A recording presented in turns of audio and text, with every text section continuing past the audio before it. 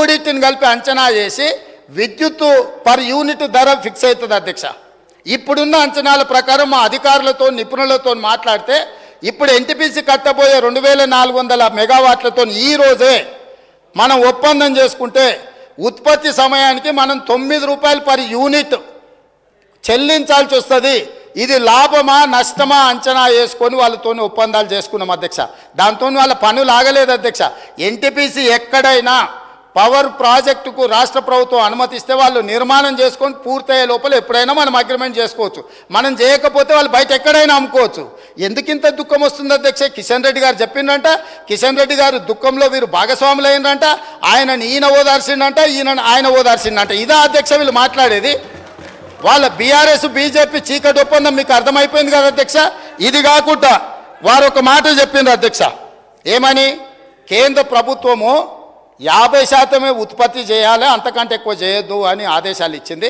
50% ఉత్పత్తి చేస్తే sub critical technology కంటే కూడా ఎక్కువ బూడిద వస్తుంది, ఎక్కువ నష్టం వస్తుందని ఎప్పుడు చెప్పింది అధ్యక్ష కేంద్ర ప్రభుత్వం? ఈ మాట 2023-24 సంవత్సరంలో చెప్పింది. దేనికోసం చెప్పింది అధ్యక్ష?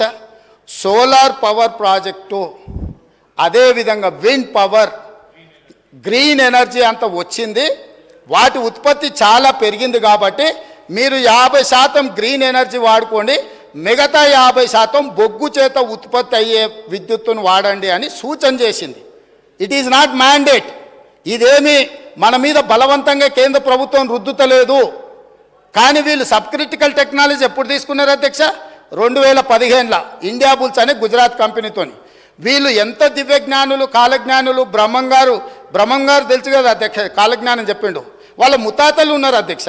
2015లోనే కేంద్ర ప్రభుత్వం నరేంద్ర మోడీ 2023-24 నాడు 50% ఉత్పత్తి చేయండి అని చెప్తారని ఊహించి ఆ రోజు సబ్ క్రిటికల్ టెక్నాలజీ కొన్నామని మాజీ మంత్రి గారి సభను తప్పుదో పట్టిస్తుంది అధ్యక్ష.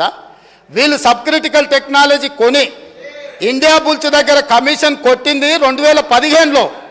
50% ఉత్పత్తి బొగ్గుతోని వాడుండి అని చెప్పింది 2023-24లో అధ్యక్ష. అది కూడా సూచన మాత్రమే, ఇదేమి ఒత్తిడి లేదు, ఇదేమి నిబంధన లేదు. ఎందుకు చెప్పిండ్రు? కాలుష్యాన్ని తగ్గించడం కోసము. ఈరోజు సోలారు ఇతర గ్రీన్ ఎనర్జీ వచ్చింది, అది వాడండి అని సూచన చెప్పారు.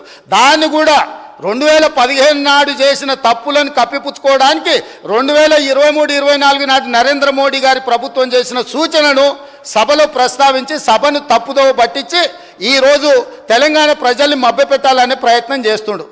4వది అధ్యక్ష, కడపలో రాయలసీమ థర్మల్ పవర్ ప్రాజెక్ట్, విజయవాడలో థర్మల్ పవర్ ప్రాజెక్ట్, ఇట్లాంటి ఉమ్మడి రాష్ట్రంలో సమైక్య పాలనలో సీమాంధ్ర ముఖ్యమంత్రులు చేసిండ్రు కాబట్టే తెలంగాణ రాష్ట్రం తెచ్చుకున్నాం అధ్యక్ష.